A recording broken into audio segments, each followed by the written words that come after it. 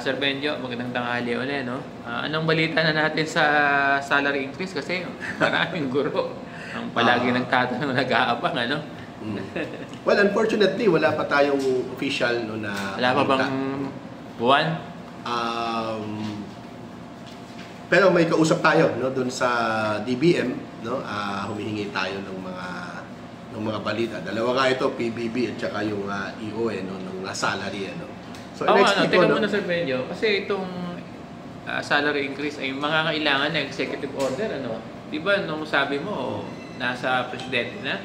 Yes sir, no? Ang presidente po ang magpapasya dyan, ano, yung executive order. Wala bang balita kung meron ng executive wala order? wala pa sir, no? Wala pa. Direkta yung usap natin ano, dun sa mga DBM officials, no? No, hindi pa sila makapagsabi, no. Ako ang hinala ko, no. Yung DBM naman kasi talaga yung gagawa niyan. No, yung technicalities niyan, ano, DBM yung gagawa, yung tranches, no, yung kung paano ito, no, through executive order, through an executive order, no.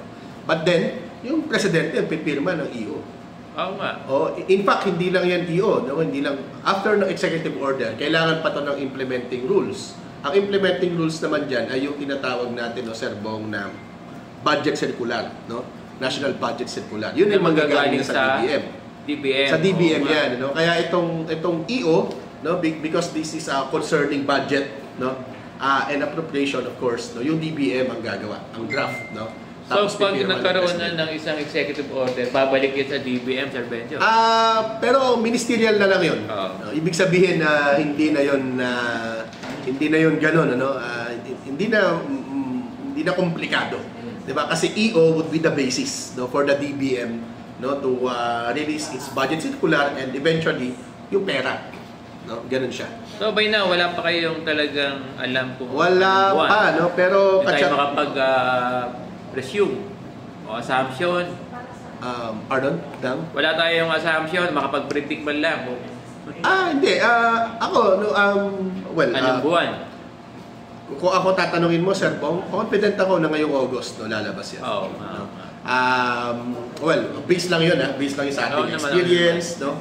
Base yun sa nagkakaroon lang tayo ng thoughts, ng idea. Yeah, exactly. And of course, no, based doon sa ating mga past experiences. Sir Benjo, ano, napakadami nating proposal, lalo ng Teachers Dignity Coalition, ano? Merong yung entry level na salary grade 15, ano? Meron kayong 10,000 across the board. Yes, sir. At meron kayong sinusulong na 50,000 na entry level, no? Yeah. Bakit wala ni isa na doon nagbase na lang, Sir Benjo, ng sahod, pag-increase ng sahod ng ating mga guro? Well, that's very unfortunate, ano? Ito yung, by the way, no, Sir Bong, yan yung mga binanggit mong halimbawa, no? Tatlo lang yung binanggit mo, may 10,000 across the board, may 50,000 na entry level, salary grade 15 entry level. Merong bago ngayon, pinali si Senator Ontiveros. Yung 15,000 across the board. No? Yun. 15, parang the same. Talaga? The same as Senator Riza Ontiveros. Yes, sir. No? The same as the 10,000 across the board. Dangan nga lamang ito ay 15,000. No? So may ganun tayo na ito yung mga tinatawag nating substantial no, na salary increase no. Pero unfortunately lahat ng ito ay nasa padron pa rin ano nung tinatawag natin na salary standardization law. No, kaya ang tayo sa TTC ang gusto natin talaga strategic approach no. Dapat ay i-liberate no yung mga teacher natin ano o yung public school teachers doon sa SSL. Kasi habang nakatali tayo sa SSL, wala tayong magagawa kundi makipagtawaran no, na nasa ilalim din ng padron ng SSL. Dapat nakalabas, no? Kasi we have the Magna Carta, and Magna Carta for public school teachers should be the basis of the salary scheme for our teachers then. Kaya lang, sa observation natin, sa karanasan natin sa SSL, Sir Benjo, ano, parang minimal lang yung nagiging increase ng ating mga guro. Tama ba? Yes, sir. Very minimal. No? In fact, pag tinignan natin yan, no, ang pinakamataas na sa nominal value nung panahon ni GMA, 6,500 something. No? Panahon ni President Duterte yung pangalawa, 6,000 no, plus. No? Pero sa totoong buhay, no, pag tinignan natin ito sa kabuuan, napakaliit nito. Diba? Kasi yung real value niyan, bumababa eh. No? Over the years, bumababa yung real value ng wages, no? And salary sa tinatanggap na big time, ibigay nyo lang ng one time po 15,000 monthly.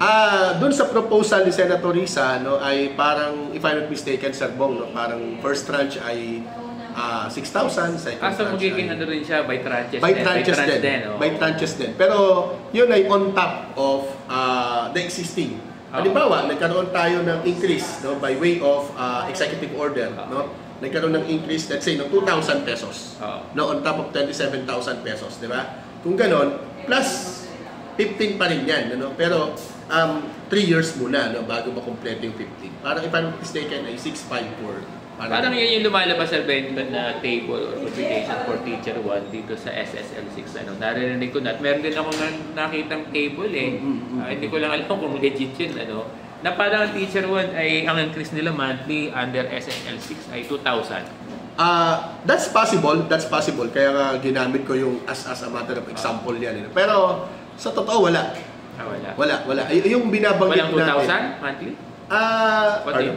What do you mean? Hindi 2,000 monthly? Hindi pa natin. Although wala naman nilalabas pa dito. Possible lang naabot na 2,000. Teacher 1 yan Kaya nung tansyahan natin nung una, di ba? Nung tansyahan natin, di ba sabi natin, siguro that's around 1,000 or less. Di ba? Pero ngayon, lumalabas, medyo mas malaki yung budget. No? So, kung aabot ng, let's say, 40, 50 billion, pwede. No? Doon sa 2,000. Pwedeng umabot, no? Pag i-compute natin yan, sa lahat ng empleyado, no? Ang sinasabi kong wala pang yung table kasi yan ang yan ang pinakamahirap gawin perhaps, no, for the DBM, no? So pag may table na tayo, no, ibig sabihin yan malapit na yan. No? Pero hindi yan ilalabas, no? Habang hindi pa ito napipirma at approval ng presidente, hindi yan ilalabas ng DBM. Yung nakikita natin, Sir Bong, yun ay bill, no, ni Senator Revilla at ni Senator Estrada. So medyo isa pang observation ko dyan sa SSL, kapag mataas ang salary grade mo, ay panalo ka, mas mataas yung increase mo, Sir Benjo, ano? Tama ba ako? Yes, no, that's why. Kasi nakita ko yung yung sahod ng Teacher 1, ang increase niya ay, although nakita ko lang na table, 2,000, parang yung principal, yung sahod ko parang tumaas ng 5,000. Parang gano'n sa Benjo. Yes, sir. Salary grade 22, no? Kasi lumalabas may percentage yan. Oo nga The percentage, no? So, hindi kasi across the board na 15,000 na pare-pareho tayo. No? Kung across the board, shoot na tayo sana. Hindi masyadong masakit, no? Para doon sa maliliit na mga manggagawa. Diba? Kasi sa SSL 6, panalo dyan yung mga master teacher. Yes, panalo rin ikaw, no? Oo nga eh. Principal, no? Wala naman kaming choice. Kasi nga, ang scheme ng salary increase ay SSL. Yes, sir. Yun yung so, nakita mo yung wisdom kung bakit namin sinasabi na dapat malibre tayo sa SSL. At magkaroon tayo, just like the military and uniform personnel. Correct, hindi naman sila SSL, tama ako? Hindi sila SSL. Pati yung ibang mga GOCCs. Sir Benjo, siguro hanggang dito na lang. Maraming salamat sa pagpapaulak mo ng iyong thoughts sa ating topic ngayon, Sir Benjo. Yes, sir. Thank you very much. Thank you din.